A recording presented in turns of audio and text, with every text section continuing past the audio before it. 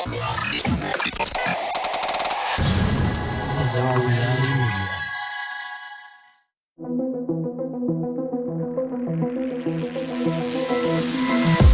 The reality we live in can be a very strange place. Most of the time, fact being stranger than fiction. How will we ever start to understand this reality we live in unless we question everything? Join me and a guest as we unravel the mysteries of this reality, one topic at a time. This is Inquiries of Our Reality with Shayn Jones.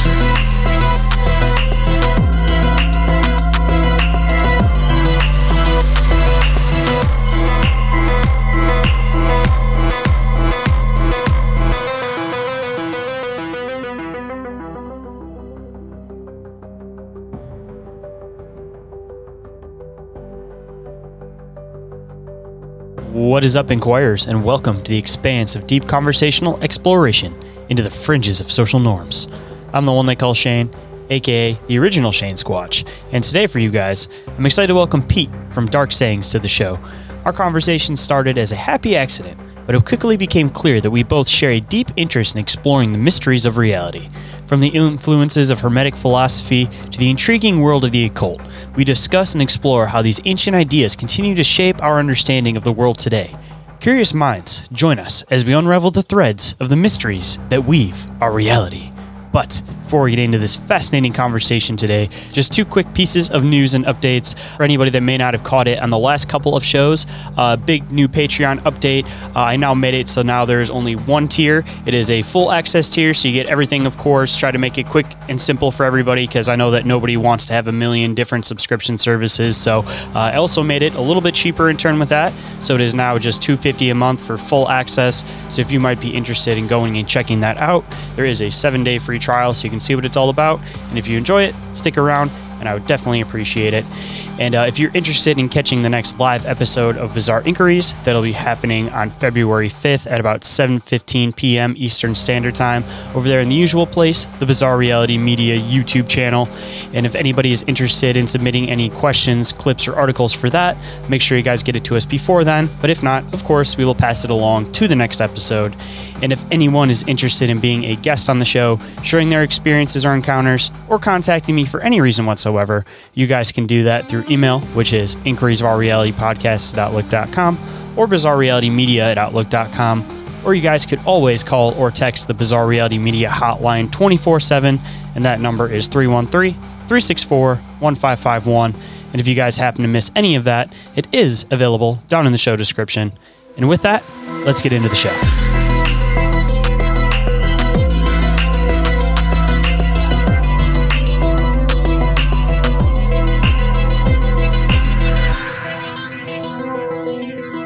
Please welcome to the show, Pete from Dark Sayings. How's it going today, man? Hey there, doing pretty good. Very glad to be here. I was just, as a happy accident, I discovered your show, and now I'm very honored to be a guest. Thank you so much for having me. It was one of those completely accidental conversations. I don't even remember exactly what the first message was that you sent me. It was either something about, like, you checked out my page or something like that, and we just kind of sparked a quick conversation back and forth, and then I started diving into a little bit of the stuff you do, and ironically, it lines up with a lot of the stuff I've been diving into lately, so it seems like all these conversations tend to play out and happen for a reason. Yeah, the thread's being pulled somewhere, like the whole wheel keeps spinning. It's wild how the world works. I've been on the hunt lately for a new and interesting podcast. I was doing a deep dive into Spotify, checking out dozens and dozens of shows after the last few months. And not a lot of them really were, really, I don't know, anything new. So I came across yours and I was like hooked immediately. I went right to your Instagram page to find out more information, and that was it. Then next thing I knew we were talking, here I am. So I love the way it's worked out. It's pretty good. Well, man, I really appreciate that. It seems like with a lot of podcasts, I don't know if it's just like the post-pandemic, whatever it is, but it seemed like a lot of podcasts started up, and now it seems like we're in this stage where podcasts are still extremely popular, that everybody listens to podcasts, but it seems like a lot of them are dying off. And it seems like the ones that have been around are like sticking around, but a lot of like the good shows that I started off with, and even some of the ones that were around before me, it seems like everybody just kind of died out. as much as they're becoming popular. It seems like, I don't know if it's a matter of politics, but it seems like there's less support for the podcast, even though people love them as a regular part of their life for the free aspect of it. So I don't know, it's been kind of like a hard struggle as a podcaster, but it's a labor of love. So you kind of have to do it because you enjoy it and not expect that you're going to ever be rich or make a bunch of money off of it. But as long as you can pay for the programs, man, that's all that really matters. Absolutely. I learned that a long time ago. Like, so I guess I started down this road personally. I was a musician for most of my teens and 20s. I guess in my early 30s, I was at a point where the rest of the guys in the band were getting married and having kids, and I just wasn't ready for the party to end, So I kind of wandered around this world aimlessly for a while. And then I got a little bit into podcasting back then. It must have been 2010, 2011. This kind of fizzled out pretty quick. People didn't know what the fuck I was talking about half the time. I was like, oh, you just need the RSS feed, it's a podcast. They're like, shut the fuck up, leave me alone, People still don't know what that is. Everybody's like, oh, YouTube? You use YouTube? Rumble? Exactly. So like, it was kind of hard. I had a few friends that were involved in it. Largely, our theme was the gentleman drunk, and we examined the upper crust by a bunch of crumbs, So we try fancy things like champagne and cigars, caviar and stuff. But I mean, we found it all disgusting because we're poor people. Anyway, after a year, it kind of fizzled out. I don't think you can even find an episode anywhere anymore. But then I got in touch with an old coworker. We were kind of discussing maybe writing something together, maybe attempting a podcast. And he was in Portland at the time. I'm from Philly originally. And we were just kind of talking and developing ideas. Lo and behold, he moved back to Philly. He was originally from the area, and we decided we were going to do some YouTube work. And this was back in, I guess, 15, 16 years ago now. So we got this goofball camera. He was dead set on a tape camera, even though digital existed. And we started going out in places in Philly that had occult connotations. It actually, the Cave of Kelpius, the Rosicrucian who came over in the 1680s waiting for the end of the world with his 40 followers, that's where we started. And we filmed this video in the pouring rain outside of the cave, and there's a Rosicrucian monument in front of it.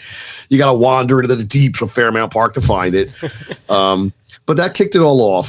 We originally developed a channel together called Yellow Cube Media, with just the idea that the cube was a mysterious object, the Saturn cube, the coming of the New Jerusalem and Revelation, these kind of things.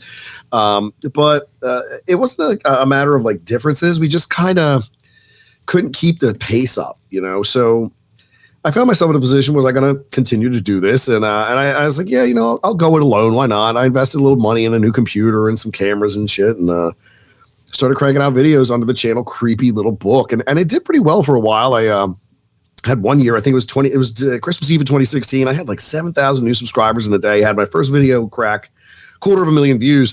It was regarding the Ark of Gabriel and that whole like Antarctica thing that was going on back in 2016. Great year for me. But then like the political landscape changed. I noticed there was a lot more censorship. I had to start kind of self-censoring because I'd wake up every morning and fear the channel would be deleted. Now the winds have definitely blown in a new direction. My kids are a little older. Circumstances in my life have changed where I was able to really kind of get back into making the content. Did a soft rebrand a year ago to Dark Sayings. Really leaned into it in September. Did a little hiatus over the holidays to do more back-end stuff. I've got 35 scripts prepared for videos. Started filming a few nights ago, about 2 or 3 scripts at a time. And then we get into the editing. I'm looking for a big launch on the 1st of February, just to get back into daily consistent content again. And a nice like lead in so I have time to work on larger projects. Overall, I guess in the end of the day, this has been an obsession since I was about 10 years old. I don't know why. Can't tell you. Maybe it was in search of reruns or Arthur C. Clarke's Mysterious World. I know Unsolved Mysteries is in the mix somewhere, but I know it definitely was a big deal when I found Art Bell in the 90s.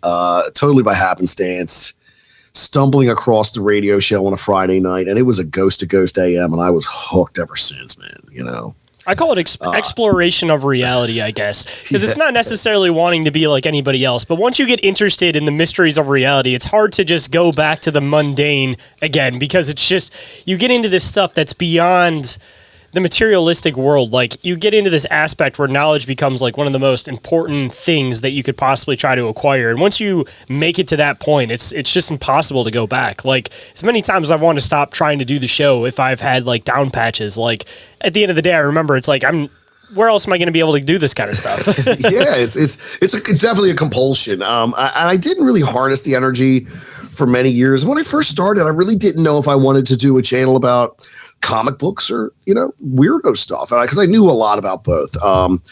They kind of coincide a lot of the time. they do. There was a lot of influence between one and the other. And maybe that has another aspect of why I got involved in that stuff, all that wacky comic book stuff. And I also was a Catholic school kid. So the supernatural was no stranger to me. I was indoctrinated into those ideas every single day as a child. So I've always left the door open for possibilities. And I've said even to my followers, I originally started doing all this because I was trying to make a few extra bucks. I didn't care what was true or not. I still don't.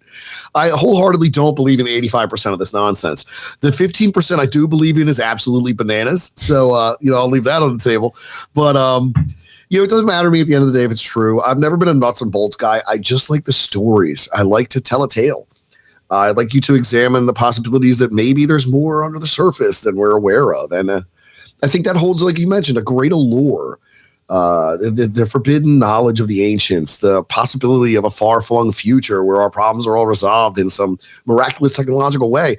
These are inspiring ideas for many. I think for a lot of the mundane out there, they don't even consider these things. I find it very disheartening. I encounter so many people that seem to not possess any kind of curiosity.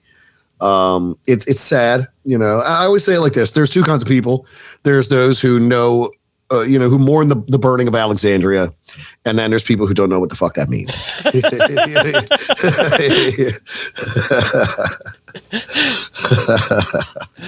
Ain't that the truth, man? It seems, really is, yeah. It seems like when it comes to exploring anything strange, especially when you start diving into into the occult in particular, it's not even necessarily that a lot of the stuff is that ridiculous. I think it's just a matter of trying to look at it in the right context because, of course, with telephone and folklore, everything's going to become something a lot bigger than it ever was intended to be. But when it comes into a lot of the occult and the esoteric, I think that it's a lot of metaphor for other things. Almost everything in the occult, there's supposed to be multiple meanings for. So when it comes to a lot of this ritualistic or this magic stuff that a lot of people associate with the occult, there may be something to it that would be considered magical, maybe because we don't have an understanding of it. But I think a lot of these rituals that people associate with the occult aren't necessarily conducting magic within the ritual, but rather that they're trying to use a metaphor to explain a concept. So, when you have these people that have been taking these ancient ideas since the beginning of time, maybe there's this group that's all right, we can't do anything with this idea now because we don't have the means of being able to do anything with it, but we can pass this idea on forward so then when there's a future generation that understands it, they can take this and they can do something with it. But of course, there's going to be these different factions within these mystery schools, and some people are going to take these things extremely literally. So they're going to think, all right, I do this, I do this, I do this, I do this, and it's going to open this up exactly as it's said. So it's this weird back and forth where whether it's religion, the occult, there's this back and forth of reading it literally and reading it metaphorically, and it throws people off completely. It makes it so that some things that are extremely literal may be taken metaphorically and be completely looked at like they're folklore or something completely obscure when it's not at all. It's just having the right eyes looking at what is trying to be presented. That's a very good point. And taken in context, that really ties back to the whole dark saying thing to begin with. The phrase dark sayings comes from the Psalms, and it references that we will utter dark sayings of old as we're told by our fathers. And dark sayings in this context means the kind of phrases that would be, for us, confusing. But for those in context of the time, it make absolute sense.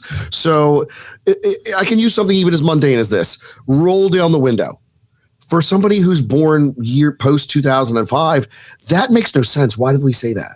We press a button. Why do we roll it? That is weird. Hang up the phone, because literally it used to hang on a wall. So those things would be considered dark sayings to someone who might live 400 years from now. They would make no sense to them in that regard. They might not know the origins of these words or the meaning behind them.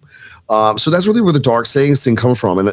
And to your point, the I think there's a great nexus of like convergence with these occult ideas, which in some cases are quasi-spiritual in many regards. In others, they are about the evolution of the self.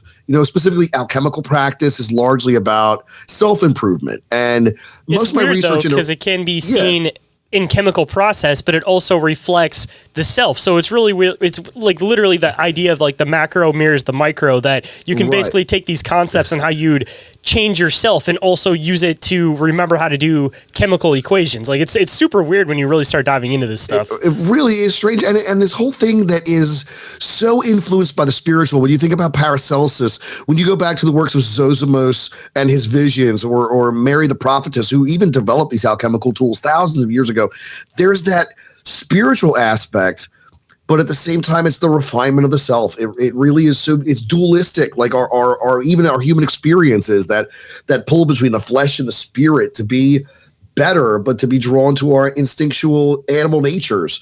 And a lot of the exploration of the occult, I think, focuses on that duality, as above, so below. Especially when you start diving into like Hermetic philosophy, it's extremely strange that you realize that a lot of these concepts are regular concepts that are used throughout science, throughout just regular expression of language without even realizing it. And then you start realizing how much the Hermetic arts has influenced almost every single religion. And then when you start kind of like taking into consideration the theoretical idea of these practices on being able to manipulate the self from inside, and then once you're able to master manipulating the self inside, you can manipulate things on the outside. And then you start looking at this context with some of these religious figures that were spending time in Egypt and stuff. Like it starts bringing on like a totally different context to this stuff. And especially now when you start looking at how this stuff parallels modern day theoretical science and some stuff that's actually been, for the most part, like set in stone, like it really starts to make you like question a lot of this stuff and just the perspective that was being said, or I guess rather like the best way that people could express what they were seeing at these times, as people were understanding how to essentially master reality itself. Like it's such a bizarre thing when you start diving into it, but they try to like put this lens on it that everything is dark, everything is evil in the occult. When you really start diving into Hermetic philosophy, like the whole idea is about balance and not being too evil and not being too good, kind of keeping this like neutral idea. And in turn, it also talks about the idea that if people know how to use this, they're going to be using it for manipulating things into their ideas. So it's kind of like one of those weird safe measures that it's not a bad practice if you actually understand it in the light, but it's shadowed in the dark so that people who shouldn't be able to see it aren't falling into it on accident. Yeah, exactly. And even that's where, the entire term comes from. It's secret, it's hidden, it's the esoteric as opposed to the, exoteric. And that's always captivated me. It's just something that always really gripped my attention. Even to your point about the rituals, I would say in a lot of ways, you're right. You're conveying deeper truths and concepts to people across time through practice rituals. And on the same token, I would say that there is some kind of metaphysical experience when it comes to those. I know I attended once a guided meditation at a weird place, Buddhist temple in the middle of Center City, Philadelphia. Very noisy outside, cars, women's heels clicking on the street, dogs barking, the whole nine. And at some point in this guided meditation, I debate whether or not was I even awake, but I watched my perceptive, I don't even want to say watch, I'd say listened to the sounds of the world slowly fade away.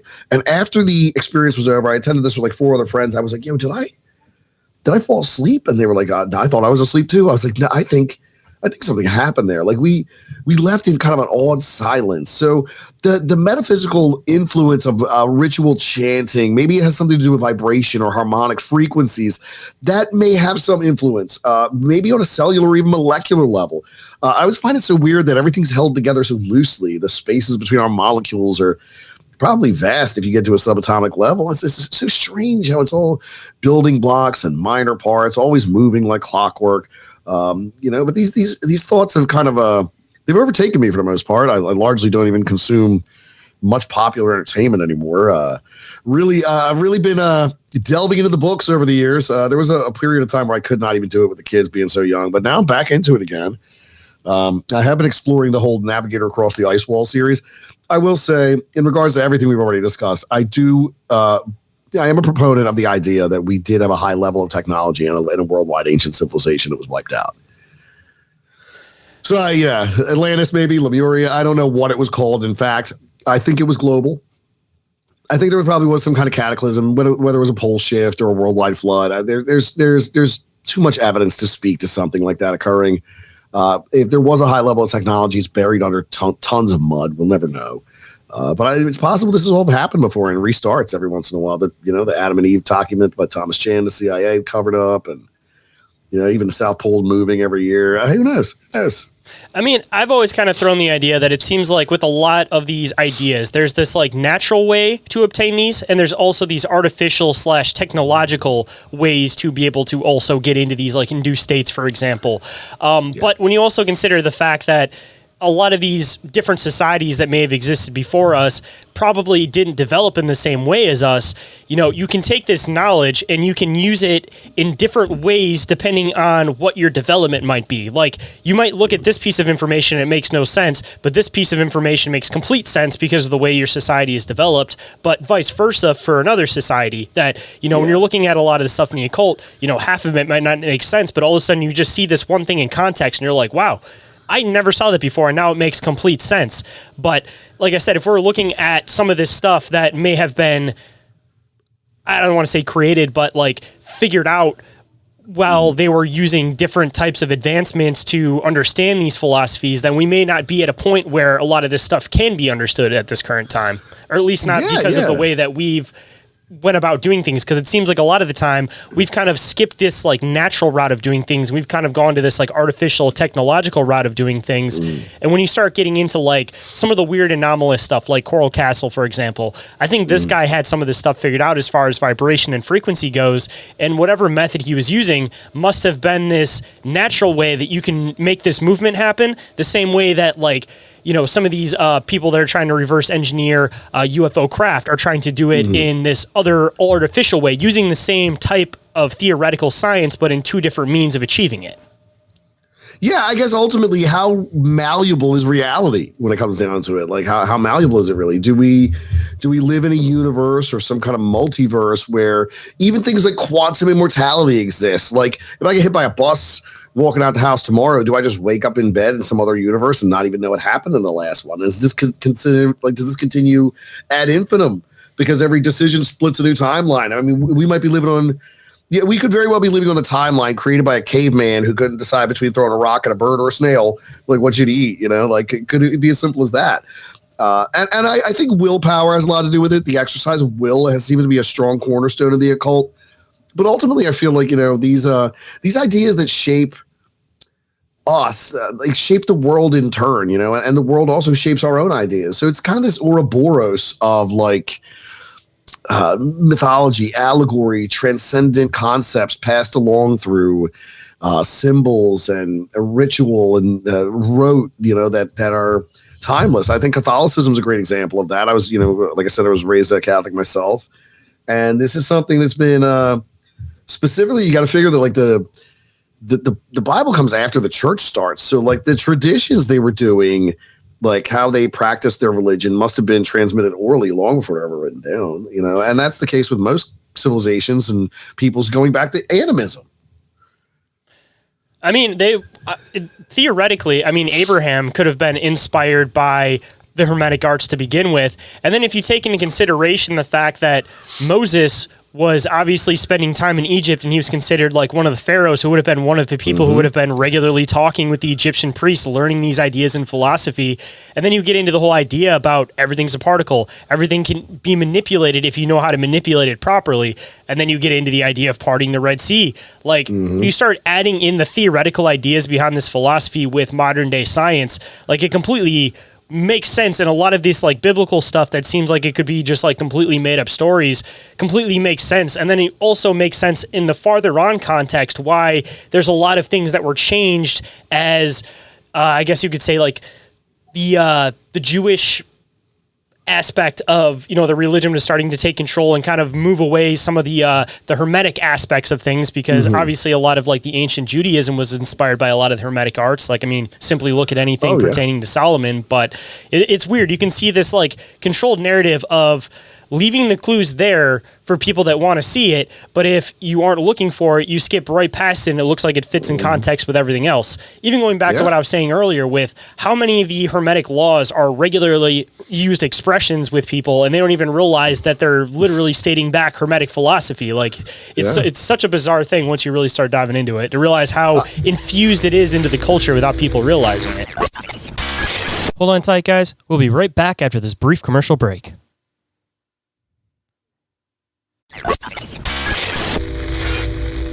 And now back to the show. And even the little things, like, I mentioned to my wife one day, I was like, every textbook that's ever been printed on the subject of mathematics has a credit to Pythagoras in it. Pythagoras, the first philosopher, a man who predates every one of the great Greek thinkers. He runs out of stuff to learn in his own little town. And like the only teacher he had says, dude, I'm done. I got nothing else to tell you. Go out on your own. And the adventures of Pythagoras across Babylon, across Egypt, the knowledge that's imparted to him, the story of his life and how he returns to found his own mystery school, and how they discover these polytonic solids, the music of the spheres, his explorations into frequency and tone, the secret brotherhood. This is fundamental to the understanding of the occult, where the roots lie. Then you get into those Greek mystery schools, the Eleusinian, the Orphic, and that one was long defunct by the time the Eleusinian had been practiced for 1,000 years, where they were. I think there is some influence on what would go on to be like Roman belief systems and what would be incorporated specifically into Catholicism from the Eleusinian mysteries. Whether or not it was by design or just natural societal absorption, I don't know. But these things could be planned, from the jump. I think a lot of these organizations that really move the world have these plans that go for centuries, not for weeks. The men who move these pieces on the chessboard don't care if they live to see the end of the result of their work. It's like a guy who plants a tree for somebody else to sit in the shade. They're planning down the road. That's another interesting aspect to it too. Where's the convergence between these occult practices, these ideas, these concepts, and those who rule over us? And and what aspect does it have in the media? We watch all these videos where people claim, oh no, the halftime show is a big ritual, and maybe, I don't know. I can't completely discount it, but I guess I'm not a nuts and bolts guy. I just like the interesting stories. So I don't think it's a ritual in the way that people expect that it's a ritual. Like, this is like the whole like organized thought idea that you make things exist in reality by making people think about them. And this is like one of the weird parts about, again, hermetic philosophy. It depends on which way you view it. Some people view it as like literally manipulating and shifting reality. But if you can subconsciously program people to specifically be thinking about one thing, now you're shifting and manipulating reality in a way that is a little bit more obscure than what you thought it was, but it is still shifting the perspective of everybody. So, if you have these like formations of all these people that are doing these like for example, like the Super Bowl chants and all this stuff, and everybody has this group thought on the fact that, oh, there's going to be something evil going on over here. Like, people are literally manipulating and shifting their reality without realizing it, because now they're looking for this undertone over here when there might be something hiding over here, because a lot of this occult stuff is like sleight of hand, where it's like you want people to look over here while you're actually doing something over here. So if you have everybody focusing on these ideas of these rituals and these big events, it may not necessarily be the fact of like, oh, there's this big thing happening with this event, but everybody's focus is on that so that you can shift something over here, or you can always subconsciously like program things into people, which bring it into a little bit more of a literal thing. 9/11, for example, everybody brings up the things about, oh, they were already knew it was going to happen before it was going to happen. I don't think it's necessarily in that perspective. I think it's a matter of, if you're always showing people this image of these are the towers and this is New York, then that's the first thing people are ever going to associate with New York. So now if anybody was theoretically going to conduct a terrorist attack, that's the first thing that's ever going to come to mind, and that's going to be the first thing that they go after. So it's a matter of manipulating reality through shifting the thoughts of people. And I think that's like what a lot of this stuff is with this like occult ritual and magic, is just shifting the public's mindset and the narrative onto whatever they want it to be at that specific time. That's a fantastic point. I think you're right. There's definitely some aspect of magic to that, being able to sway the opinion of large swaths of people. And the crazy thing is sometimes it doesn't even need to be true to be able to do such a thing. We've seen a lot of manipulation over the last 5 years. I think if you have made it out of the last half decade and you're not questioning things, like I'm sorry, the education system has utterly failed you. Like, there's no help for you. I mean, things have been pretty off the wall lately, folks, and I guess maybe they did it like that frog in the pot. Like, people just didn't notice because it happened slow. But, I've been paying attention to this stuff since I was in my late teens, at least with the government machinations. I was always into the UFO stuff and the ghosts, but like I really started paying attention to politics. And, ultimately, I think that, everybody thinks they're the good guy no matter what. Nobody thinks they're the bad guy in any situation. Everybody believes they're right. And in some way, I think even for us, the individual, that makes us all kind of culpable in the way things are. I think the only way forward, all that kind of stuff, is common ground. So I hope that, like, ultimately, I'll put it like this. Growing up in the 80s and 90s, we really used to dream of the future. Now the common sentiment is to fear it. So that's a shifted perspective that, I mean, is palpable, I mean, I think it's one of those things that people have just run out of things to explore for the most part. At least they feel like they've run out of things to explore for the most part. So they just have this doom and gloom sense of the future. But I guess if you keep people in that doom and gloom sense of the future, you keep them in that idea of living in the now, which is not a bad thing in the right context. But if you have people that are just focusing on the present day and they're not worrying about saving up for the future, they're not worried about doing this, they're not worried about tomorrow, then essentially you're just reoccurring this idea of like debt slaves, which gets into this whole other idea of the occult about, imprisoning people without them realizing that they're actually in prison. Yeah. So, if you can essentially have people where they're not ever clearly thinking about the future, they're spending every single dollar that they get, it's just flying in and out. You have this reoccurring system and, you just keep the people busy for a while and essentially they're just keeping the system going. They're just a spinning cog. Really, it's all like monopoly money and like adult daycare at this point. Like, really, what are we all doing here? Think of all this like white collar middle management where people are just pushing papers around, sending each other emails. What are we doing here?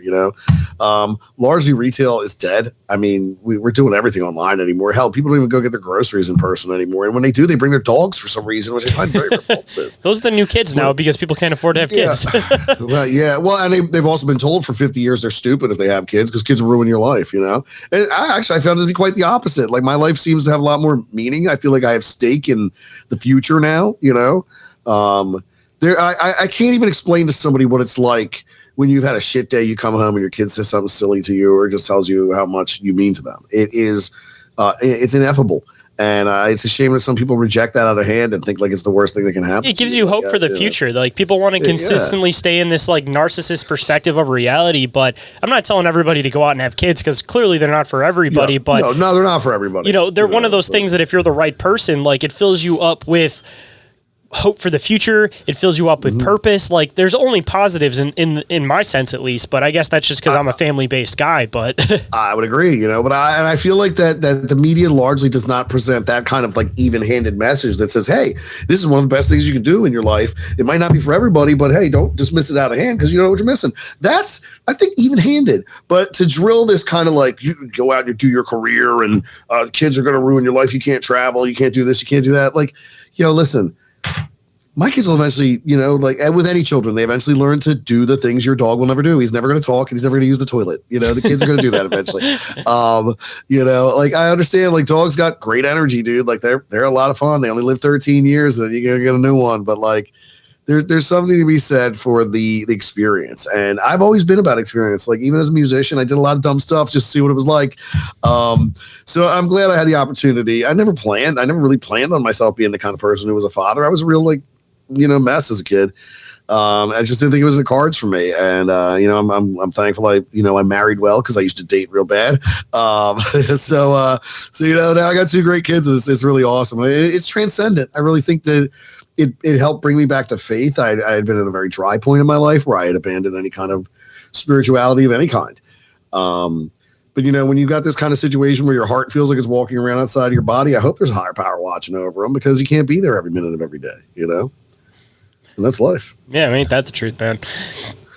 Trying to think about what direction to spin it into for a second, but sorry, give me 1 second. Don't worry about it. Don't worry about it, dude. You don't need to be put on the spot.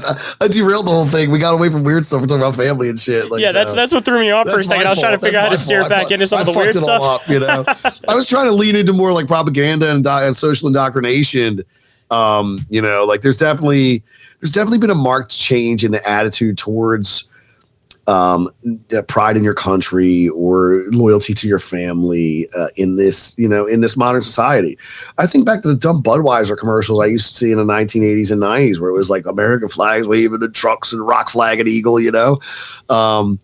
And that's long gone. You know, I even think about like I'm a middle-aged man now, but when I was growing up, these women kind of had concern for their reputations still, and now like it's like, I just turned 18, here I am on OF doing it all. Send me your money, you know, like and it's like, all right, look, I get we've progressed as a society, but like I wouldn't necessarily call that progression, though. I mean, maybe in some people's eyes, but I wouldn't consider that progression necessarily. I wouldn't consider that either. I think that, you know, I'm a bit of a retrograde. I think we need to be drugged backwards, kicking and screaming.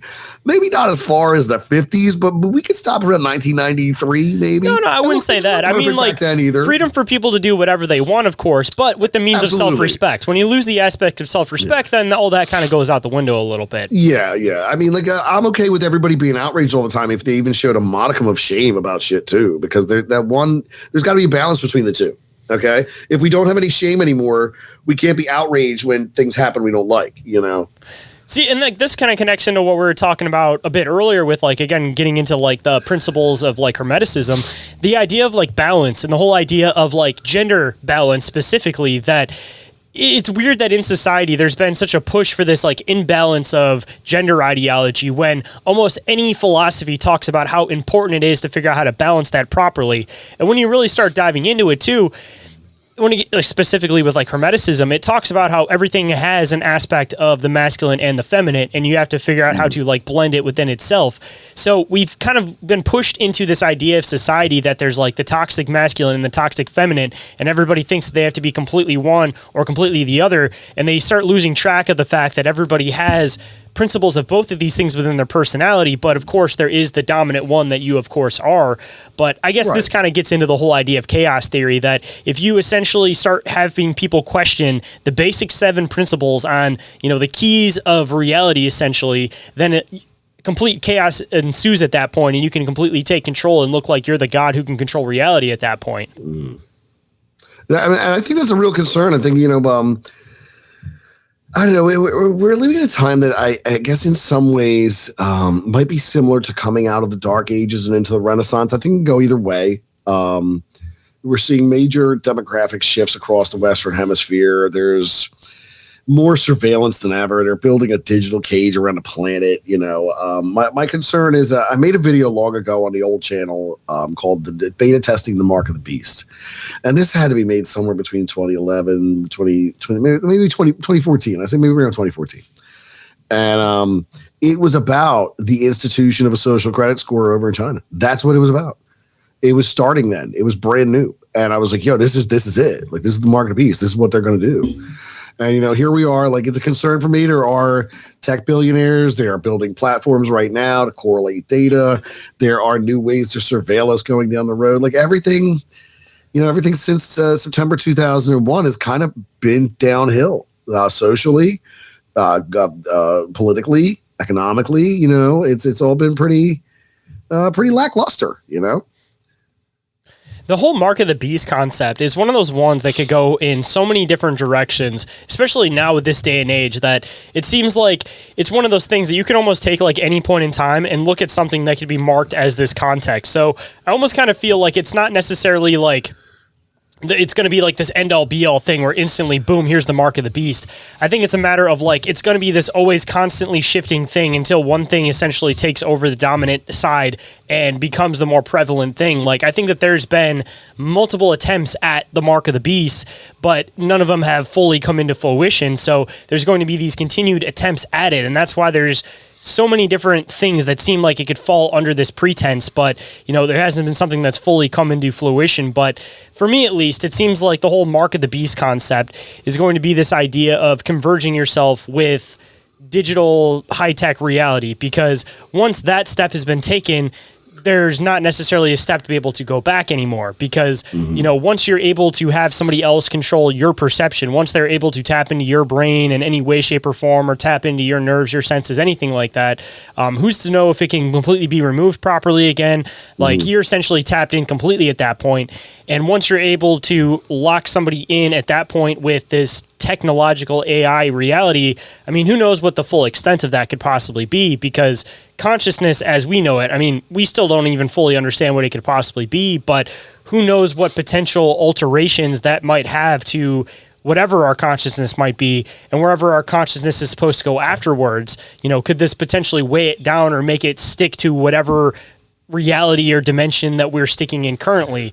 And I mean, that opens up the whole other can of worms as a fear that, if we move into this whole idea of this tech future, and we move into this idea of, people are scared of what might happen in the afterlife, but, I can go and download myself over here into the system, that could potentially be the mark of the beast, because now your energy form is what's now trapped inside of this thing. So it's almost like playing the end game, where you think that all of these things are the mark of the beast, but that actual thing doesn't happen at the end, because that's the actual like entrapment of the soul without the person actually realizing it, because they're just giving it over because they're already part of the system. What's just another step? Right. Yeah, no, it absolutely, it's a clear path from one to the other. It's kind of the straight line the lemming would march right off the cliff into, and it makes absolute sense. These systems of manipulation and control. I mean, I think of a scenario where say you're a low level, like, even a senator or congressman, and you need a hernia repair in an age where we can do it in nanobots. Hey, don't worry, come in the doctor's office, we'll give you an injection with some nanobots. They'll go down there and fix up your hernia just well. Well, what happens when 15 years goes by and maybe this senator is now in a higher position of power, and these nanobots, which have long been thought dormant, can be hacked and redirected to the brain to start firing synapses in certain directions? Now you've got a perfect Manchurian candidate.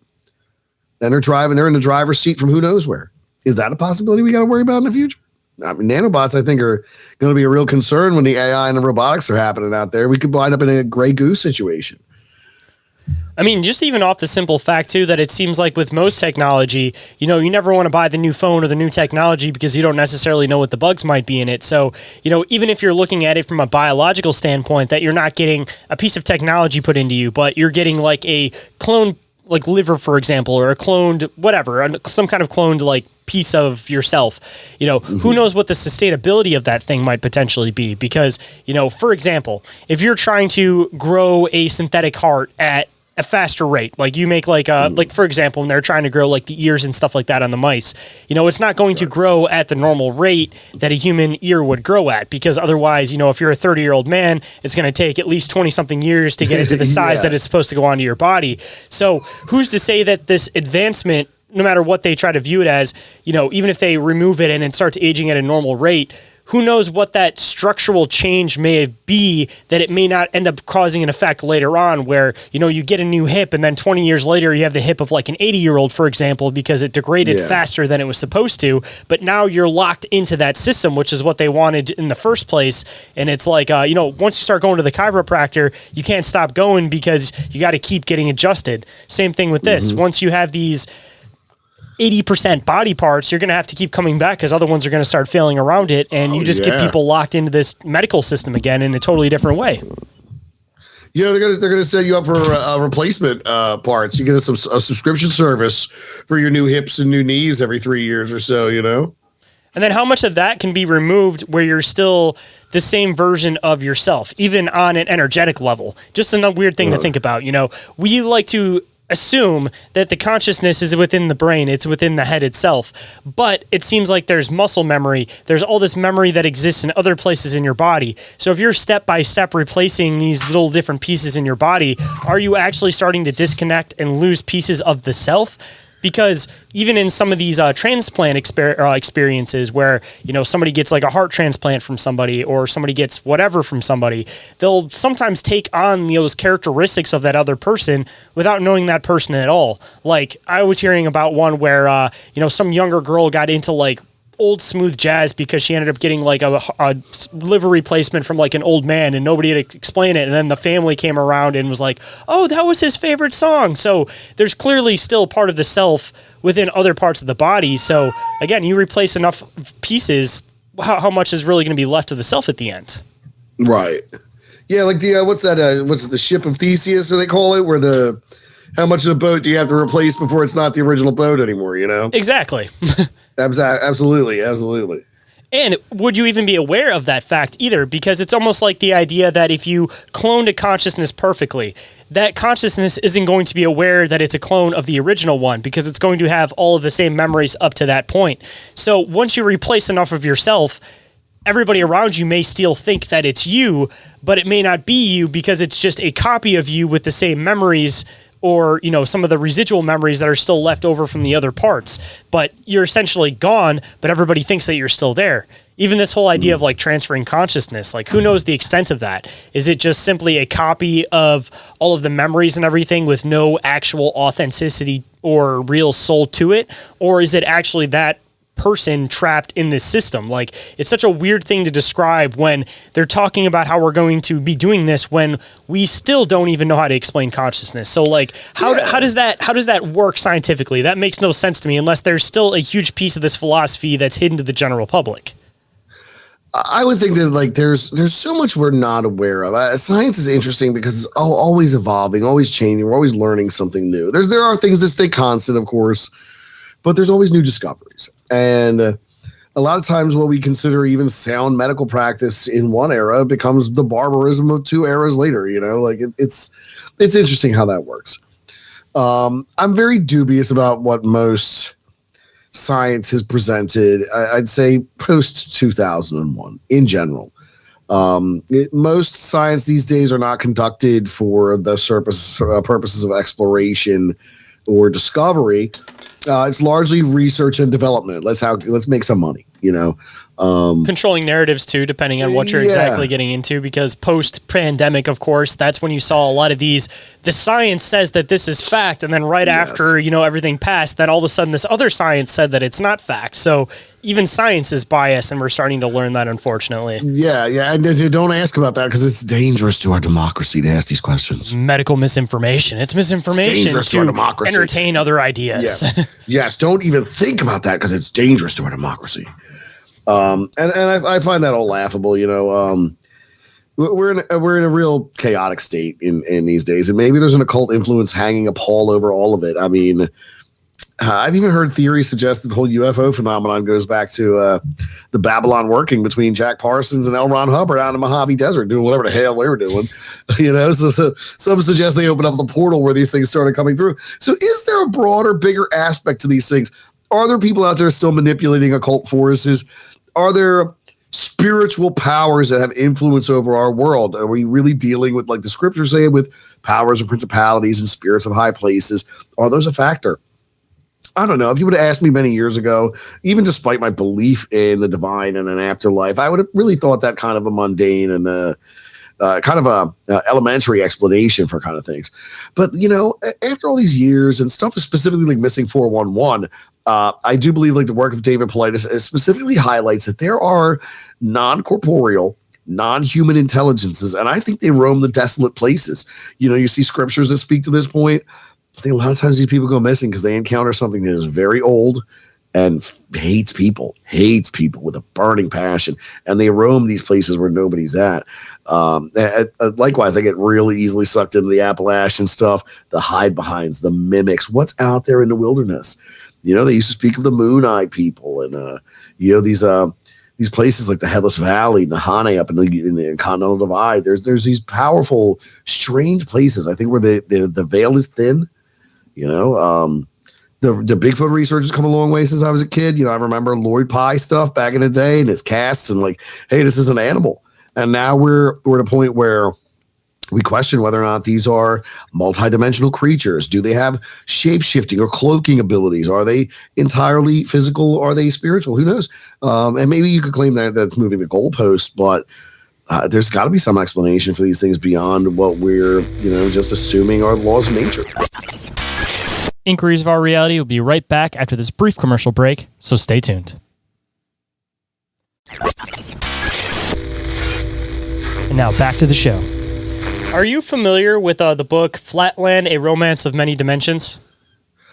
No, but I'd be very interested in reading it. Highly recommend reading it because it kind of pushed this idea more so into my mind more than anything, which honestly partially inspired me to really start diving into a lot of this like occult philosophy. That I think that a lot of what we interact with are higher dimensional beings, but not in the aspect that people are thinking of like parallel dimensions, but the aspect of things that are existing in a space that we have no real observation of. And the reason I bring the book up is because it's basically supposed to be written from the perspective of a square that's in 2D reality. And he ends up interacting with a being that's of third dimensional reality. And when he's interacting with this thing, it talks about the fact that the third dimensional being can see the inside of him, meaning that, it can see the fact that he's a square because these things are looking from a two-dimensional perspective. So it talks about the aspect of these things basically just being able to step out because it's something they can just naturally do and be able to observe from the outside and almost be like disembodied voices and just step back into the picture.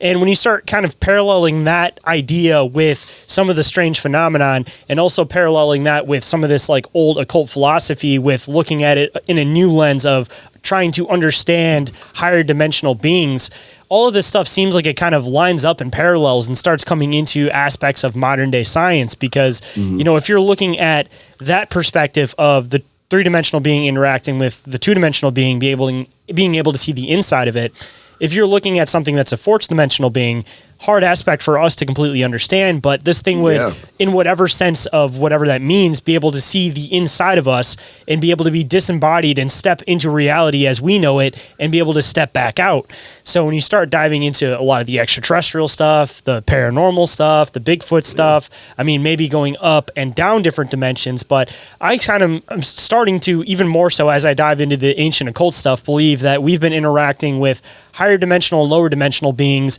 and we've just been giving them different names throughout time. Because I've even been throwing the idea that the whole idea of shadow people, is it possible that these are two-dimensional beings and we interact with their reality without us even realizing it, and that our shadows are interacting with their reality, and that sometimes these things will have these experiences where they come into our reality and they have this weird moment of like, oh God, I'm not supposed to be here. Almost like how people have DMT experiences and step into, quote, these fourth dimensional perspectives, and these entities will be like, why are you here? You're not supposed to be here. It's like the same experience, on a different scale of us interacting with shadow people. Like, it's weird how much all this stuff starts paralleling with the ancient occult and science, like I keep saying throughout this whole show, man. Yeah, it's absolutely true. I mean, it's I think maybe that's what keeps me going, that there is some modicum of like authenticity to this. Even like the far out stuff, like if even like 1% of any of this weird stuff is factual, then there's reason to be curious. Like if one paranormal encounter with a spirit is authentic, that opens the door to great possibilities. If one extraterrestrial is recovered, one Bigfoot is cataloged and studied, that changes everything about what we understand about our world. Even a place like, and it's a shame that most people don't even know it exists, Göbekli Tepe. The fact that it exists 13,000 years old when people shouldn't have been able to do anything of the sort it's astounding. And I keep hearing these rumors it's under the WHO's or World Economic Forum's control now. They've delayed digging for the next 125 years on purpose. Yeah, it was right after Graham Hancock's documentary. I think he actually went there and was talking about it, and it got put out on Netflix. Yeah, I think it was right after that. And that was when all the weird stuff happened with, I think, the Serpent Mound, too, because he went and tried to film there for that. And ever since then, it's like they won't allow anybody in that place with cameras anymore. It's crazy. Like, there's definitely covering something up. There was much more to our history than we're told. I know I sound a little wild saying this, but like they say we've been on Earth for 200,000 years as modern Homo sapien, yet we've only recorded 6,000 years of history. So I'm to believe that for 194,000 years we were just hunting animals and picking berries and having babies. I don't think that was the case. I really can't believe that. Even like the idea of like, I would have dismissed this, dude. 10 years ago, I would have dismissed this out of hand as total nonsense. But I've even been more receptive to the idea of an actual 6-day creation and the world only being 6,000 years old. And I know how nuts that sounds. But I was watching that Timothy Alberino guy, and he mentioned, like, when Adam is made, he's a grown man. He's not a baby that has to grow up. He's got inbuilt age. So, like, it's not like a rock couldn't be the same way, or a planet or a galaxy couldn't be the same way. That age could be inbuilt. We could really have only been here 6,000 years. We could be a friggin' ice puddle in a vast frozen sea of other ice puddles. I don't know how it all works, but I don't take anything for granted that it's true or real anymore. Like, it's so hard to trust even, I don't know, a movie trailer that you're not going to go and see some off the wall stuff you weren't expecting, but that's where we are now, I guess. And maybe that's better. Maybe the veil has fallen and, this will inspire more people to look and see and seek. I would hope. I mean, even getting into, again, don't mean to keep bringing it up, but like the, hermetic stuff, you start getting into Hermes Trismegistus idea of that's my man. The infinite and the finite, and the whole idea that the finite would have to be created by the infinite. And even some of that stuff kind of rounds back into this whole idea about like possible creationism and the whole idea about everything possibly being like a thought form of a higher dimensional being.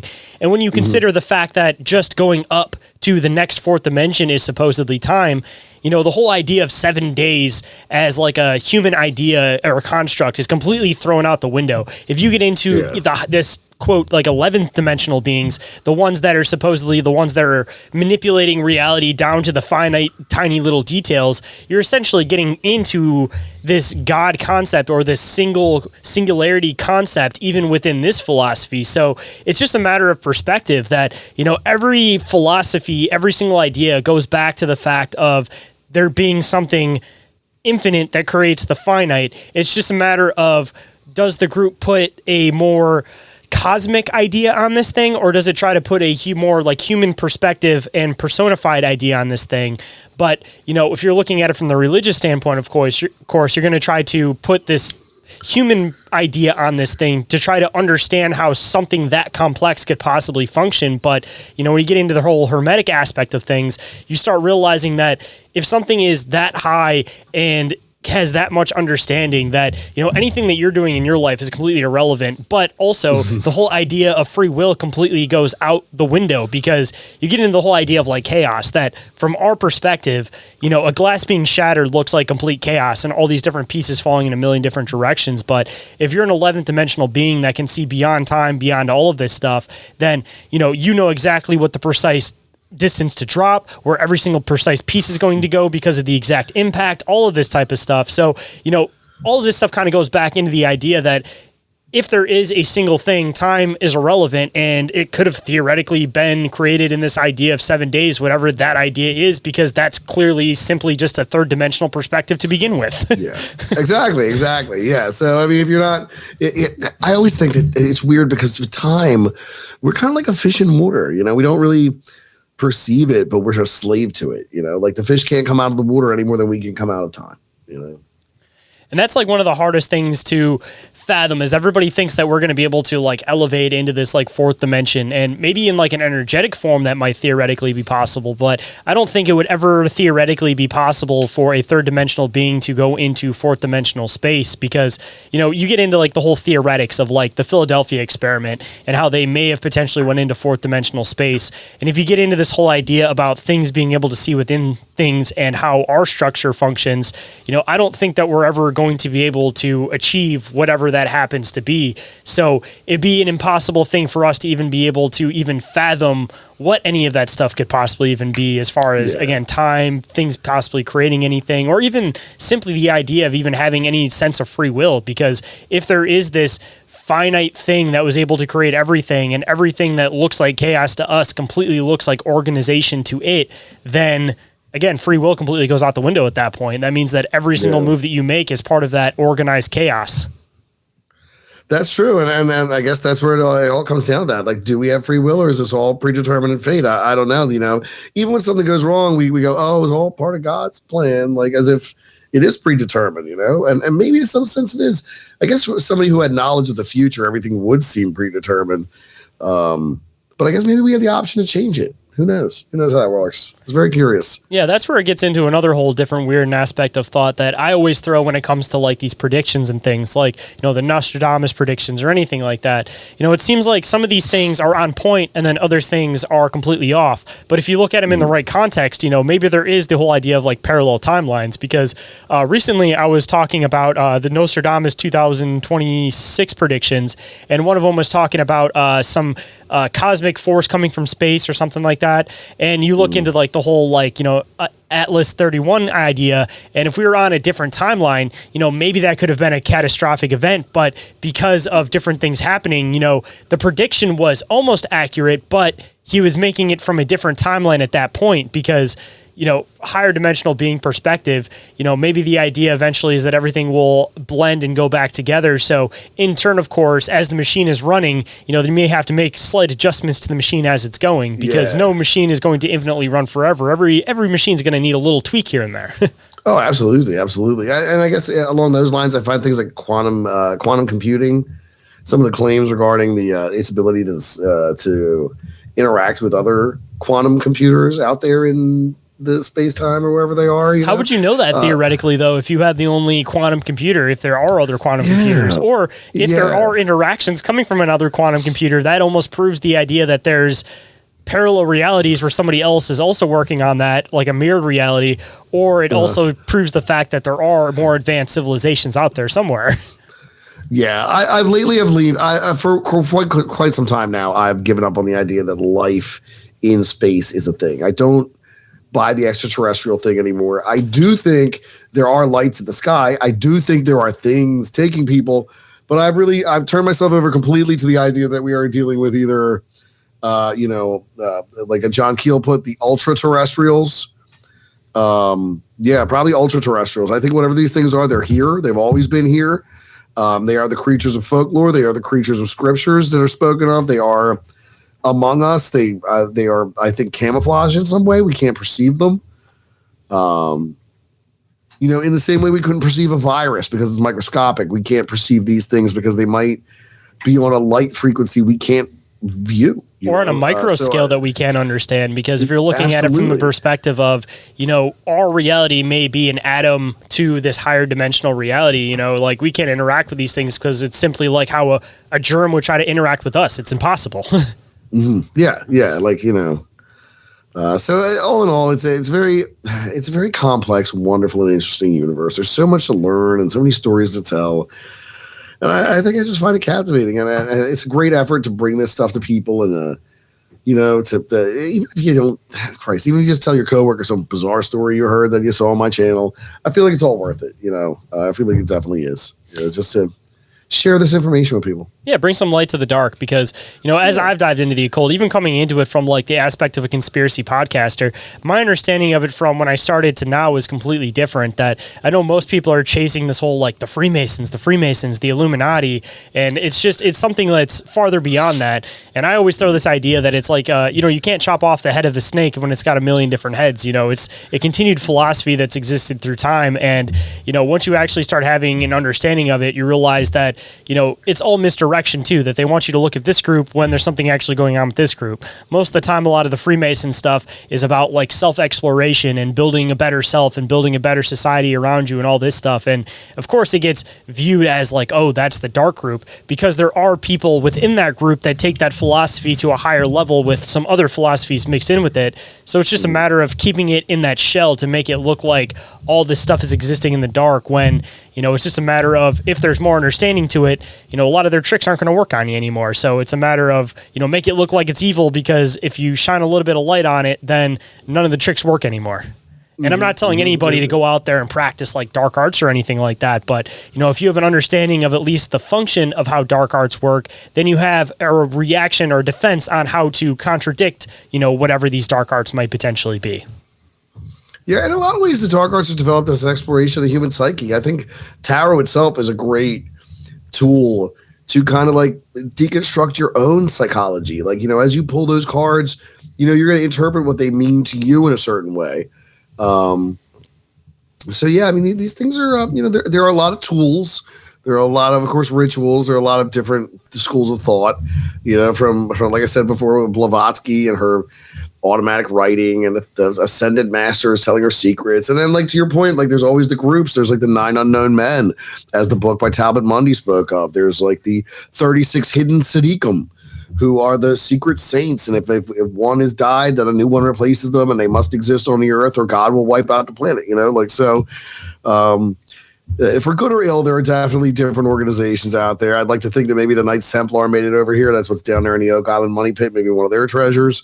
And all through history. I mean, they're not really specific to any given region or culture. I think they've spread far and wide at this point. They got their hands in everything. And some of them probably operate out in the open under, other names, other shell companies and such.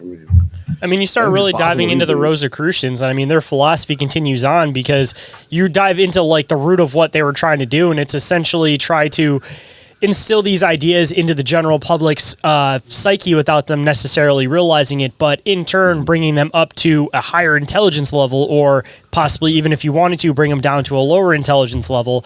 You look at all this controlled narrative stuff that is presented nowadays and some of this mind control stuff, and it just seems like it's a continuation of what the Rosicrucians were trying to do. I mean, even modern day sci-fi is an exact parallel to what Shakespeare is supposed to be for the Rosicrucians. They were trying to put all of these big ideas and big concepts and then try to dumb them down for the general public, but also uplift the general public with them at the same time. And isn't that essentially what 90% of sci-fi is now? Isn't that what Stranger Things is to the general public? Is just the new age Shakespeare to the general masses? Yeah, and it's weird. Like Stranger Things, like Montauk Project, isn't it? I've never watched it. I've never seen that. I've never seen Game of Thrones. And mostly because back in the day when like Lost and like True Blood and that stuff was on, I had friends who made me sit through those awful shows, and I was just done with TV after that. They're all terrible. Oh, man. You got to at least watch them from a stand back perspective to at least to see what they're trying to instill. Because I'm not saying you have to sit out here and watch the whole shows, but you at least have to look at like the general idea of what they're trying to instill. Meaning that if the continued narrative is post-apocalyptic events, then of course they're trying to instill this idea of what would you do in a post-apocalyptic event. If the main narrative currently is this whole idea about higher dimensions, then clearly this is what they're trying to focus on. So it's not even necessarily that you have to watch the shows. It's just a matter of being aware of the content of what the show is about, and you're also normalizing some of these concepts to the general masses. Yeah. I mean, and Star Trek's a great example of that. Roddenberry was I don't think the gravitas and the reverence that Star Trek is treated with, I don't think was necessarily his original intention. I think he was just trying to do a Western in space. But, groundbreaking stuff, and it's come a long way in 60 years. Not many good ways in the last few, but... Yeah, the new one is an absolute tank because, what did Star Trek need? It needed a teen drama, said no one ever. Yeah, like exactly. Like, it's just dumb. It's dumb. It's really insulting to me. I feel like everything I ever loved growing up has been absolutely ruined. Dude, I got away from Star Wars because Disney completely tanked it. Got into Star Trek because it was something I grew up with, started rewatching everything. I was like, all right, cool, Strange New Worlds doesn't look too bad. Canceled all the new shows and came out with Starfleet Academy, and I'm like, you can go fuck yourself. Come on now. That second season of Strange New Worlds did it for me. Dancing Klingons, they ripped off that Buffy episode, the musical. I was like, this is ridiculous. No more. I'm gonna be honest with you though, even going into like X-Files when they do those episodes, like I know they're trying to be different, but those are some of my like least favorite episodes, were the ones where they were like a full musical episode of X-Files. Like, who wants that? I'm not actually even a big fan of the X-Files. I think, the problem I had with X-Files is I thought X-Files was going to be like sightings. I thought there was going to at least be one Sasquatch episode, and there was not one. I just didn't realize it was a drama. I thought it was going to be some kind of like, almost like that show Sightings, where it was like, here's some alien footage, here, like Hard Copy or any of those other magazine television shows back then. I wasn't expecting an episodic drama.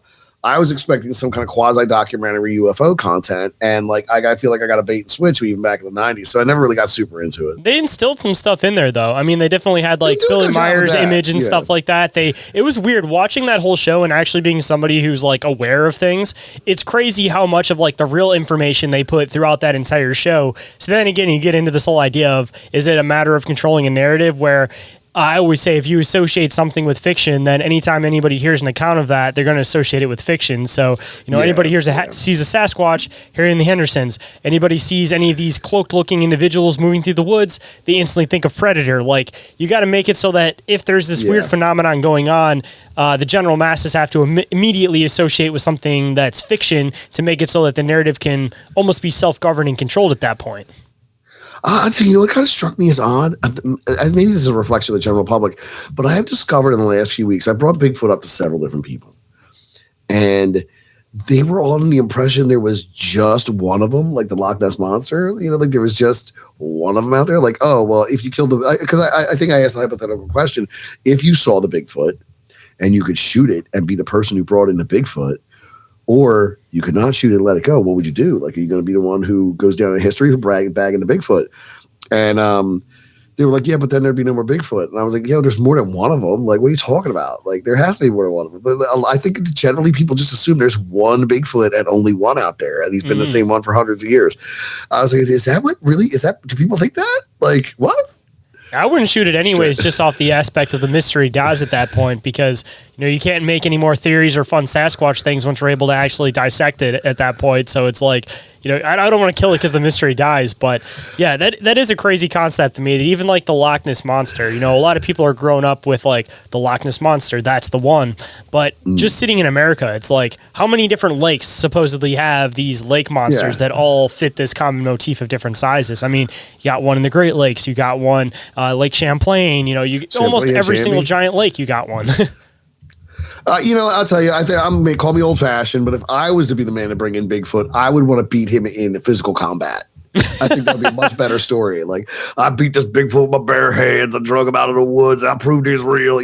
Like, I'm all scratched up, black eyes and stuff, but I got the Bigfoot. Yeah, that's how it should be done. Like, Teddy Roosevelt probably could have done it. See, I'd want to be the one that you have to like. Actually, I don't even know if you'd even be able to like entrap these things, man. I feel like, I don't know, like having a Sasquatch experience, you can say it all you want to people, but I almost feel like that's one of those things that when you have it, it's just meant for you. And that thing is intended that it's only meant for you, because a lot of the time it's like you sneak up on these things. And if you have these like face-to-face experiences, they're very like, you'll be staring them in the eyes. They'll be staring you in the eyes. You guys will have this like weird, like face-to-face moment, and then the Sasquatch will walk off. So it's like, there's just too much of this like ambiance and like mystery to this like whole Sasquatch thing, that like if I was ever in that situation where I had the rifle up, or I could go bare knuckle with Sasquatch and bring it back, like I think that there's just too much riding on the fact that I just want it to be one of those mysteries that exist in the minds of people forever, to give them something to hope about, that I couldn't bring myself to do it just for the sake of humanity having something to be able to still wonder about, What if this noble Bigfoot could also speak? He beat the Bigfoot in physical combat, drink out of the woods, and it's like, don't take me to the people. Like, what if he's got secrets to tell? Oh my God, I never even considered that. He's got ancient Bigfoot wisdom. As soon as you get him on the ground, he's like, I have some secrets to tell you. You're like, holy shit, you can talk. And then he just touches your forehead and you just blast into another reality of having all understanding of everything all at once. And all we ever had to do was just take on a Sasquatch bare knuckle and show we had the balls, and we would have completely understanded every bit of esoteric knowledge that there is. Take hint. If you are a Bigfoot researcher, I advise you, as soon as you see him, don't grab your camera, rip your shirt off and throw your hands in the air. Challenge the Bigfoot. Show that you are not afraid. That's right. You must subdue him to gain his wisdom. He will not respect you otherwise. Hey, the natives knew what was up, man. They always talked about making that connection with Sasquatch, and he was going to bestow some knowledge on him. We're just bringing it into a new generation. So we're not going to be going out there and singing in native tongue anymore or playing music. We're going to straight up show them that we can beat them with our prowess, and then in turn we will be bestowed the knowledge. Yeah. We're going to suplex the Bigfoot. Inspire your inner Hulk Hogan and take on the Bigfoot. I would even recommend, if you do not have a pair, get a Bret the Hitman Hart sunglasses, because after you beat the Bigfoot, you're going to want to take a picture with them bad boys on. Ooh, yeah, brother. Yeah, that's right. We're going to do it up. Second you get him down on the ground, man, you better grab that American flag and start playing I Am a Real American. That's right. I'm going to have that Bigfoot by his full head of hair. I'll be like, tell me your secrets, Bigfoot. Where are the berries? Where are you storing your winter berries? You know? Where are the secrets? Yeah, I bet, the world's crazy, though. You could feed Bigfoot coffee and, or like they do with the cats, feed Bigfoot the coffee beans and they make coffee out of it after they come back out the other end. You got Bigfoot coffee, you're a millionaire. Only the billionaires can afford Bigfoot poop coffee. There you go. Yeah. Hold on tight, guys. This is our last break, so stay tuned. And we are back to the show. Let's hop right in. Well, man, I guess kind of starting to wrap up towards the end. I always like to end the show with some words of wisdom. So if there was any words of wisdom you might want to bestow on the listeners today, what might it be? Well, I would say, what we believe shapes the world just as much as the world shapes what we believe. So, be careful what you accept and what you reject. Ain't that the truth, man? And if anybody wanted to come and find your awesome content or possibly be able to contact you for any reason whatsoever, man, where can people come and find your content on the internet, and where can people come and find you? Yeah. So I'm Dark Sayings on YouTube, likewise on Instagram and X. Those are really the only platforms I've been messing with these days. I'm really just getting back into the swing of making content. Haven't posted anything new in about 3 weeks, but I've been doing a lot of stuff behind the scenes for a big launch in February. So while you got time, go explore the back catalog. If you want to reach out with suggestions or questions or anything like that, all my DMs are open. So yeah, I really do appreciate it, Shane. Thanks so much for having me. It's been a great time. Absolutely, man. We'll have to do it again at some point. I didn't know which direction the conversation was going to go, but I know that there's still a million different directions that we could definitely go in the future, man. Absolutely. Big thank you to everyone out there for catching this week's episodes. Just a reminder, this show wouldn't be possible without listeners like you. Podcasts are a labor of love, and I want to be able to keep this show going as long as possible. If you find value in what I do, and you're in a position to support the show and all the hard work behind it, some of the best ways that you guys can do that is by donating to the show directly. Any value that you guys happen to find in the show, you guys can do that through PayPal, Cash App, Venmo.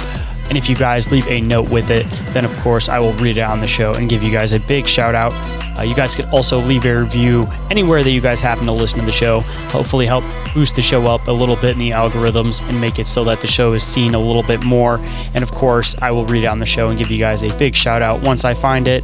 And you guys could also share the show directly through word of mouth, because let's be honest, if people see a show all through the internet, they're a lot less prone to listen to it versus if somebody tells them to listen to it directly. So grassroots support is one of the best ways that the show can grow. So anything that you guys are willing to do, I definitely appreciate.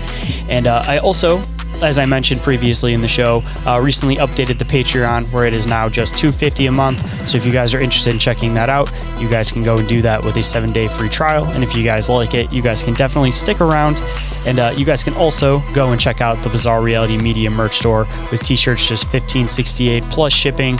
And if you guys are interested in being posted on the social media pages, if you guys scoop a t-shirt, send me a picture of you guys wearing it, and I will repost it on the pages and give you guys a big shout out, of course. And if you guys want to keep up on the show and all the stuff I got going on behind the scenes, you guys can go and follow the show on Instagram and Facebook. And you guys can also go and catch live shows and video content over on the Bizarre Reality Media TikTok and YouTube channels. And if you guys need another podcast to get you through your work week, you guys could also go and check out my other show, Bizarre Encounters with Shayn Orin, if you haven't already, talking about a lot of the same stuff that we do on this show, but in a little bit of a different format. We definitely have some interviews over there, but most of the shows are deep dive. So I think you guys will definitely enjoy that show if you haven't already checked it out. And if you guys missed anything that I mentioned, it is all available in the link tree and available down in the show notes. And with that, hope you guys enjoyed the conversation. Hope today's show has connected some dots in your own reality. And I'll catch you guys on the next one. Have a good night, everybody. Reality isn't what it seems. Abductees taking aboard a craft with a tractor beam. Is life a simulation or an astral dream? Aliens travel through black holes in different galaxies. Life is a bizarre odyssey, with a mic talking about philosophy. Well, Bigfoot is stalking campers as a Wendigo walks through the woods of sharpen antlers. Using a Ouija board to talk to the dead like a necromancer. There's so many questions and not enough answers. So if you're interested in mysteries and abnormalities, tune in and listen to Inquiries of Our Reality. So if you're interested in mysteries and abnormalities,